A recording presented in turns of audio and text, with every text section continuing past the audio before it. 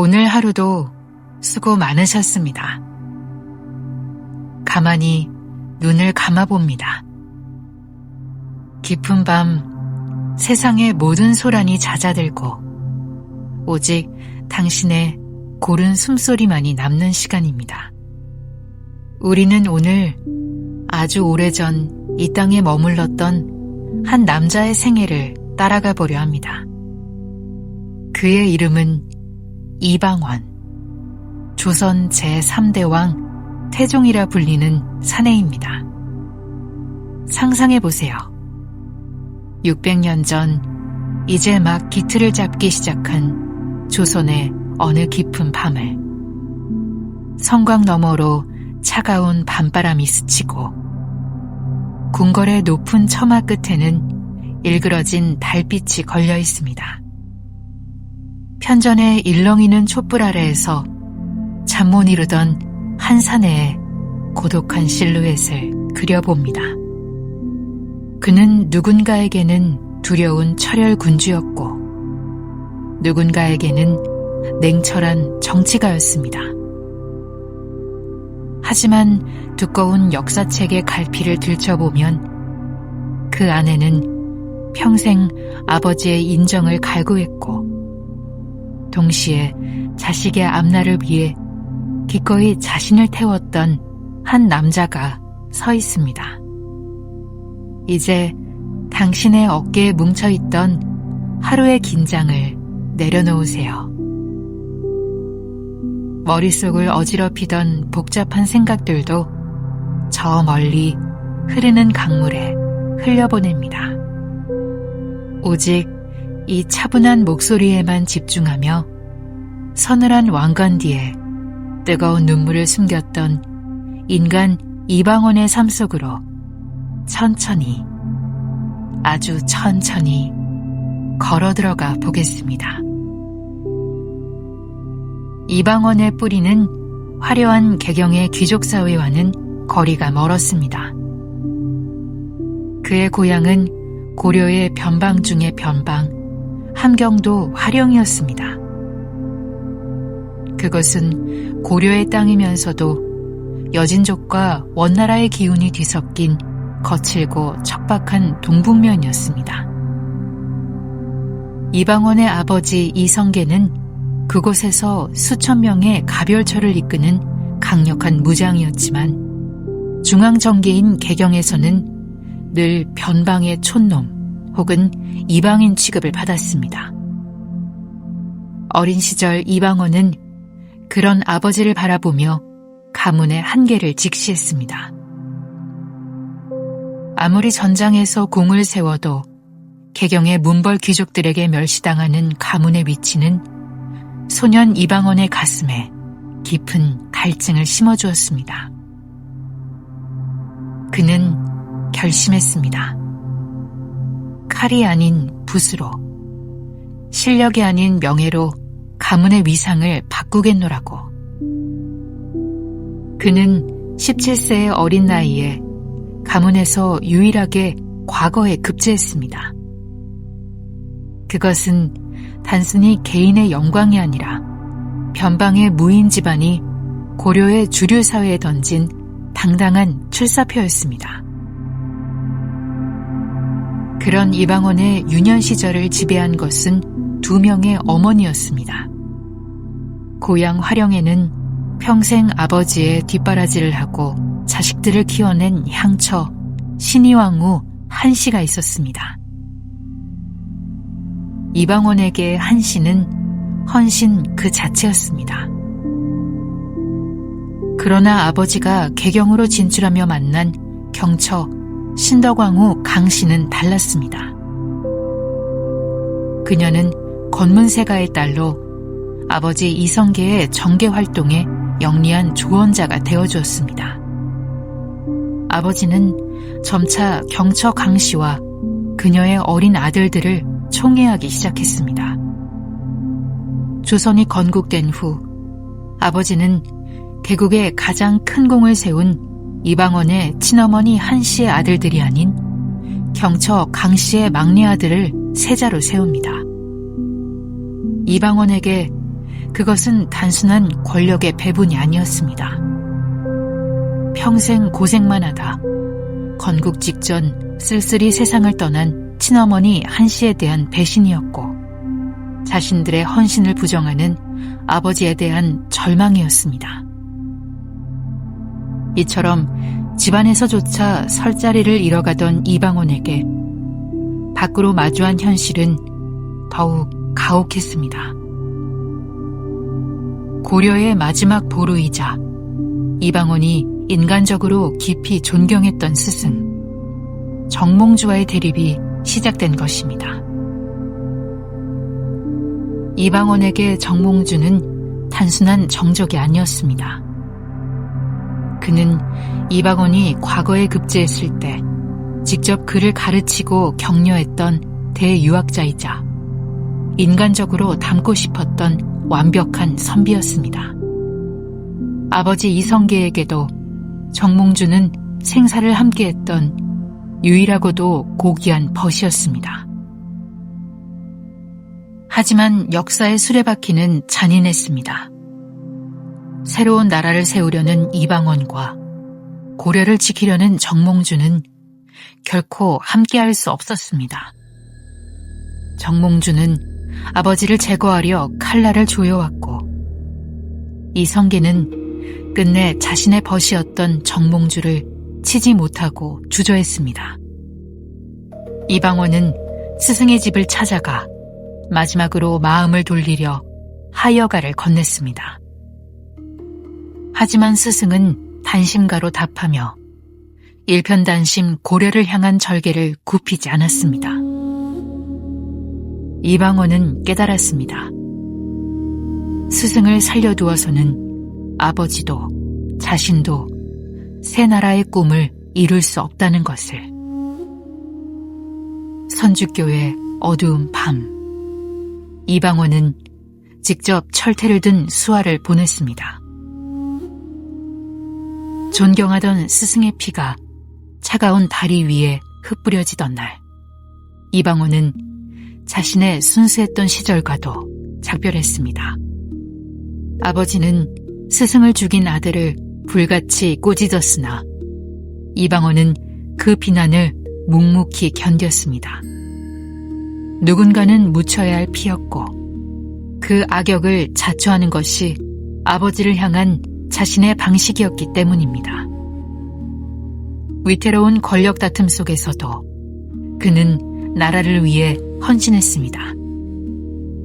조선 건국 직후인 1394년, 명나라 황제 주원장은 조선의 사신들을 억류하고 위협했습니다. 이때 아버지 이성계는 가장 믿음직하면서도 껄끄러운 아들 이방원을 사신으로 보냈습니다. 사실상 사지로 떠나는 길이었습니다. 이방원은 수천 리 길을 걸어 명나라 남경에 도착했습니다. 잔혹하기로 소문난 황제 주원장 앞에 선 그는 한치의 흔들림도 없었습니다. 주원장은 이방원의 기계와 뛰어난 학식에 감탄하며 극찬했습니다. 그는 목숨을 걸고 외교적 위기를 해결해냈습니다. 돌아오는 길 만주벌판의 별을 보며 이방원은 깨달았습니다.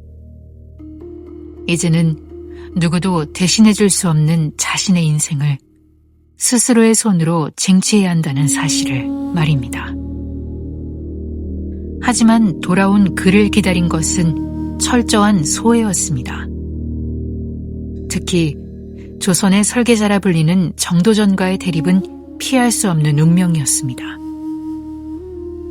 정도전은 재상 중심의 나라를 꿈꾸며 왕자들의 힘을 빼앗기 위해 사병을 혁파하려 했습니다. 이방원에게 사병은 자신의 목숨줄과도 같았습니다. 정도전은 이방원을 요동정벌의 선봉으로 보내 사지로 몰아넣으려 했고, 이방원은 밤마다 칼날을 갈며 생존을 도모했습니다.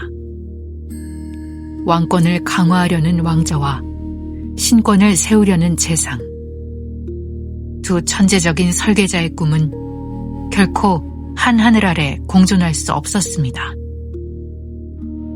1398년 8월 이방원은 결단을 내렸습니다.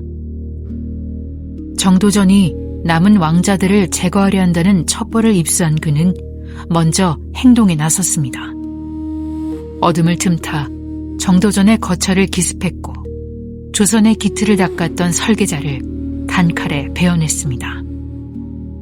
이어 세자 방석과 방번을 죽이며 왕자로 향하는 길을 열었습니다. 형제와 동지의 피로 물든 밤이 지나고 아버지는 옥새를 내던진 채 함흥으로 떠나버렸습니다.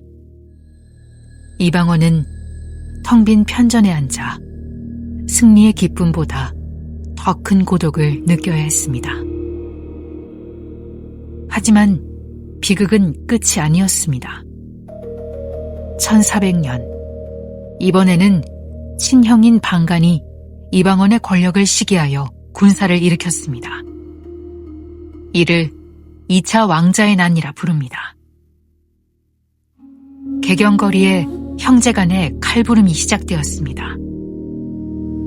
군사적 재능이 탁월했던 이방원은 형의 군대를 압도적으로 제압했습니다. 승기를 잡은 뒤 주위에서는 후한을 없애기 위해 방간을 처형해야 한다는 주장이 빗발쳤습니다. 그러나 이방원은 냉정했습니다. 막내 동생들은 배웠을지언정 같은 어머니에게서 난 친형을 죽이는 것은 가문의 질서를 완전히 무너뜨리는 일임을 알았습니다. 그는 감상의 적기보다 명분을 택했습니다. 형을 살려서 유배를 보내는 것으로 자신의 자비로움을 증명함과 동시에 더 이상의 고륙상쟁을 원치 않는다는 단호한 메시지를 던졌습니다. 그것은 피로 얻은 권력 위에 덕이라는 마지막 옷을 입히려는 고도의 정치적 선택이었습니다. 왕위에 올랐지만 아버지는 여전히 그를 용서하지 않았습니다. 함흥으로 떠났던 이성계가 한양으로 돌아오던 날 중랑천가에는 팽팽한 긴장감이 흘렀습니다. 아버지는 아들을 보자마자 소매 속에 숨겨둔 화살을 쏘았습니다. 화살은 차일기둥에 깊게 박혔고 이성계는 허탈하게 웃으며 옥새를 내놓았습니다. 이것은 하늘이 너에게 준 것이니 네가 가져라. 이방원은 땅에 엎드렸습니다.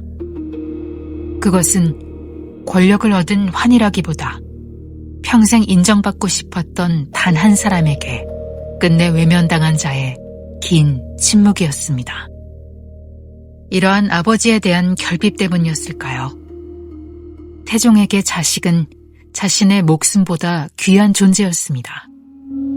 특히 맏아들 양령은 그가 가장 절실하게 얻은 생명이었습니다. 이방원은 왕이 되기 전 3명의 아들을 연이어 병으로 잃는 고통을 겪었습니다. 그 눈물 끝에 4번째로 얻은 귀한 아들이 바로 양령이었습니다. 어렵게 얻은 아들이었기에 그는 양령의 병치레를 밤새 걱정했고 직접 약을 다리며 지극정성으로 키웠습니다. 세자가 된 양령이 방탕한 길로 빠져들 때도 태종은 차마 매를 들지 못했습니다. 대신 직접 편지를 써서 보냈습니다. 내 마음이 얼마나 아픈지 너는 아느냐. 부디 나를 생각해서라도 마음을 잡아다오. 그가 양령의 잘못을 꾸짖으며 내뱉은 서슬퍼런 꾸지람 뒤에는 늘 아들을 포기 못하는 아비의 긴 탄식이 섞여 있었습니다. 하지만 자식은 부모의 설계대로 자라지 않습니다. 결국 태종은 종묘에서 통곡하며 폐위를 선언했습니다. 왕으로서의 책임감이 아비로서의 집착을 끊어내야 했던 고통스러운 결단이었습니다. 양령 폐위 후 그는 셋째 아들 도에게서 희망을 찾았습니다. 태종은 세종이 성군이 될 수 있도록 모든 비난을 자신이 짊어졌습니다. 세종의 앞길을 막을 외척들을 숙청하며 아들에게는 오직 어진 정치만을 남겨주려 했습니다. 태종은 아들의 세심한 성격까지도 깊이 사랑했습니다. 책 읽느라 건강을 해치는 아들을 걱정하며 침전의 책을 모두 치우게 하면서도 병석에 누운 아들을 보고는 몰래 눈물을 훔치던 이가 바로 태종이었습니다. 그는 죽음을 앞둔 순간에도 아들의 끼니를 걱정했습니다. 세종이 고기 반찬이 없으면 식사를 잘 못한다는 것을 누구보다 잘 알고 있었기 때문입니다.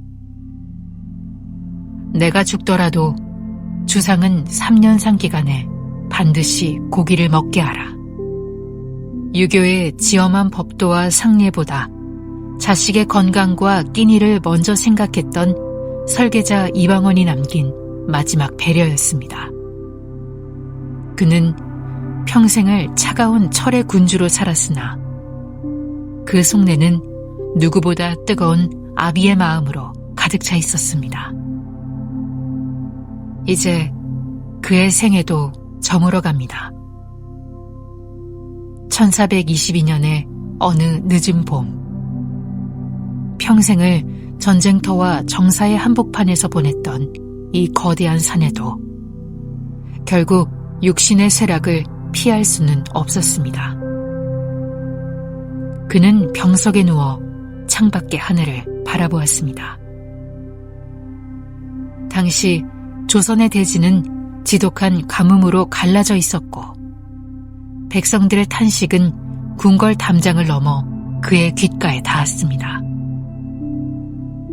그는 마지막으로 하늘에 서원을 세웠습니다. 내가 죽어 영혼이 있다면 반드시 하늘에 계신 우리 조상들께 빌어 이 땅에 비를 내리게 하리라. 이것은 왕으로서 백성에게 남긴 마지막 약속이자 인간 이방원이 세상에 던진 마지막 의지였습니다. 그가 눈을 감던 날 메마른 하늘에서는 거짓말처럼 굵은 빗줄기가 쏟아지기 시작했습니다. 사람들은 이를 태종우라 부르며 죽어서도 쉬지 못한 왕의 지독한 책임감을 기억했습니다. 이방원. 그는 과연 어떤 마음으로 그 긴 세월을 견뎌왔을까요? 그는 누군가를 배워야만 세상을 세울 수 있었던 시대의 비극을 온몸으로 받아낸 사람이었습니다. 아버지에게는 비정한 아들이었으나 아들에게는 스스로 가시가 되어 길을 닦아준 헌신적인 아비였습니다. 그는 권력이란 무엇인지, 그리고 한 시대를 책임진다는 것이 얼마나 고독한 일인지를 누구보다 잘 알았던 설계자였습니다. 이제 그는 모든 짐을 내려놓았습니다. 아버지를 향한 결핍도, 자식을 향한 지독한 집착도, 나라를 바로 세워야 한다는 강박도 이제는 빗줄기에 씻겨 도성 아래 저 멀리 흘러갑니다. 한 시대를 호령했던 거대한 이름은 이제 기록 속에 잠들고 남은 것은 밤의 고요를 흔드는 잔잔한 바람뿐입니다. 그의 이야기가 우리에게 속삭입니다. 인생의 모든 소란도, 맺혀있는 응어리도 결국은 흘러가는 시간 속에 흐릿해지기 마련이라고. 그러니 오늘 밤만큼은 당신도 당신을 짓누르는 모든 책임감과 근심을 내려놓아도 좋다고 말입니다. 왕관을 썼던 이도, 그 왕관을 위해 피를 흘렸더니도 결국은 이 평온한 어둠 속에서 안식을 찾습니다. 밤은 이제 당신을 깊은 심연으로 초대합니다. 이방원이 마침내 무거운 면류관을 벗고 평온한 잠에 들었듯 당신도 이제 당신의 짐을 잠시 어둠 속에 맡기십시오. 창밖의 밤 공기가 당신의 이마를 부드럽게 어루만집니다. 당신의 하루는 이제 충분히 마무리되었습니다. 치열했던 삶의 흔적들은 잠시 잊으셔도 좋습니다. 고요한 어둠이 당신을 포근하게 감싸 안습니다. 600년 전 그 왕이 누렸던 마지막 안식처럼 당신에게도 깊고 아늑한 꿈의 세계가 열립니다. 이제 모든 것을 잊고 평안히 쉬십시오. 평온한 잠이 당신과 함께하길 바라겠습니다.